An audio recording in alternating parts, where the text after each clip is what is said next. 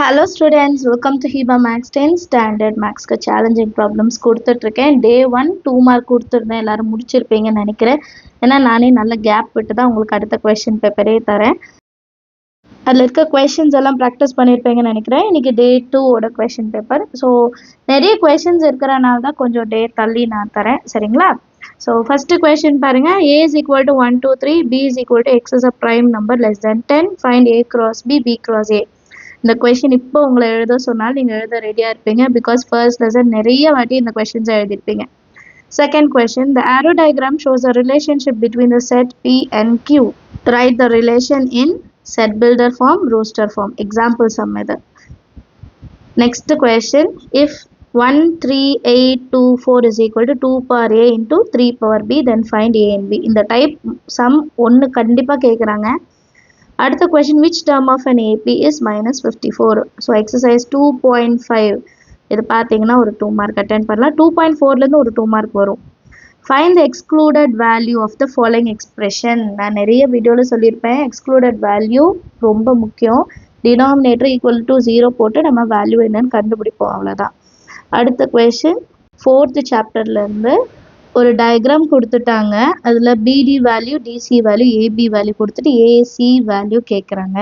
So இது basic proportionality தியரமா இல்லை angle bisector தியரமா அப்படின்னு கண்டுபிடிக்கிறதுக்கு AD is a bisector of angle ஏன்னு கொடுத்துருக்காங்க. இப்போ ஆங்கிள் பைசெக்டர் தியரம்ஸ் தான் யூஸ் பண்ணும்.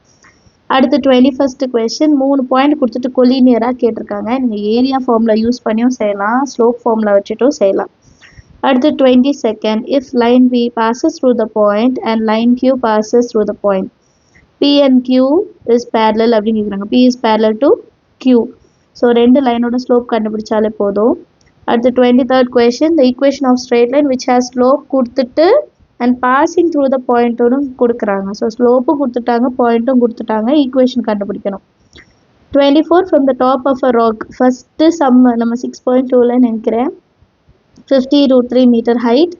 The angle of depression of the car on the ground 6.3. Angle of depression is 6.3. On the ground is observed to be 30 degree. Find the distance of the car from the rock. At the 25, the radius of spherical balloon increases from 12 cm to 16 cm. So ratio கண்டுபிடிக்க சொல்றாங்க. Surface area-க்கு ஈஸியாக கண்டுபிடிச்சிடலாம். அடுத்த question, the volume of two cones of same base radius are 3600 centimeter cube and 5040 centimeter cube. Find the ratio of the heights. Height ஓட ratio, volume கொடுத்துட்டாங்க and radius equal னு சொல்லிட்டாங்க. 27, two coins are tossed. So probability lesson. What is the probability of getting different faces on coins? அப்போ H வரலாம், tail வரலாம், இன்னொன்று tail H, ரெண்டு tail ரெண்டு ஹெட்டு வரக்கூடாது. அடுத்த question, third lesson, if p is equal to x by x plus y, q is equal to y by x plus y, find 1 by p square minus q square. Simplification டாப்பிக்கில் இது வரும். சரிங்களா? So நான் question number கொடுக்க நிறைய பேர் கேட்குறீங்க. நான் கொடுக்காததுக்கு காரணம், இப்போது நம்ம இருக்கிற பீரியடில் உங்களுக்கு வந்து ஒரு கொஸ்டினை பார்த்தோன்னா தேர்ட் லெசனா செகண்ட் லெசனா எந்த எக்ஸசைஸ் கொண்டு ப்ராக்டிஸ் வரணும். அப்படி ப்ராக்டிஸ் வரலைன்னா இனியாவது நம்ம அந்த ப்ராக்டிஸ் கொண்டு வரணும். சரிங்களா? இப்போ ஃபர்ஸ்ட் டைம் நீங்கள் வந்து இதை கண்டுபிடிக்கிறதுக்கு ஒரு 15 minutes இருக்குதுன்னு வைங்களேன். அடுத்த பேப்பர் நான் கொடுக்கும்போது நீங்கள் ஒரு 10 minutesல கண்டுபிடிச்சிடுங்க. அப்படியே 5 minutes, அதுக்கப்புறம் நீங்களே சொல்லிடுவீங்க கொஸ்டினை பார்த்த உடனே. இந்த கொஸ்டின்ல இருந்து இந்த எக்ஸசைஸ்ல இருந்துட்டு அண்ட் நிறைய வீட்டில் வந்து பேரண்ட்ஸ் இதை அழகா ஸ்க்ரீன்ஷாட் எடுத்துட்டு நீங்கள் வந்து கொஸ்டின் நம்பர் எடுத்து தரீங்க. கொஞ்சம் பசங்களே எடுக்க விடுங்க. சரிங்களா? நம்ம போர்டு எக்ஸாம் வந்துருச்சு. இவ்வளோ நாள் நீங்கள் நிறைய ஹெல்ப் பண்ணியிருக்கீங்க. இப்போ எக்ஸாம் டைமில் அவங்க கொஞ்சம் அவங்களா தேடி அவங்களா எடுத்து படிக்கட்டும். அந்த ப்ராக்டிஸ் கொஞ்சம் கொண்டு வாங்க. ஸோ இதில் இருக்க கொஷின்ஸ் எல்லாமே ஈஸியான கொஷின்ஸாக, எதுவுமே கஷ்டமாக எனக்கு தெரியல. ஸ்டாட்டிஸ்டிக்ஸ்லேருந்து வரவே இல்லை. ஸோ ஈஸியான பேப்பர், சீக்கிரமாக சால்வ் பண்ணிவிடுங்க. சால்வ் பண்ணிட்டீங்கன்னா நான் அடுத்த பேப்பர் வந்து நான் உங்களுக்கு பப்ளிஷ் பண்ணுறேன். சரிங்களா? ஸோ மறக்காமல் இந்த கொஷின்ஸ் எல்லாம் ப்ரையாரிட்டைஸ் பண்ணுங்கள். அண்ட் இதை மட்டும் படிக்காதீங்க. நான் எப்போவுமே சொல்கிறது, இதை மட்டும் படிச்சுட்டு போனேன் வரல அப்படி சொல்லக்கூடாது.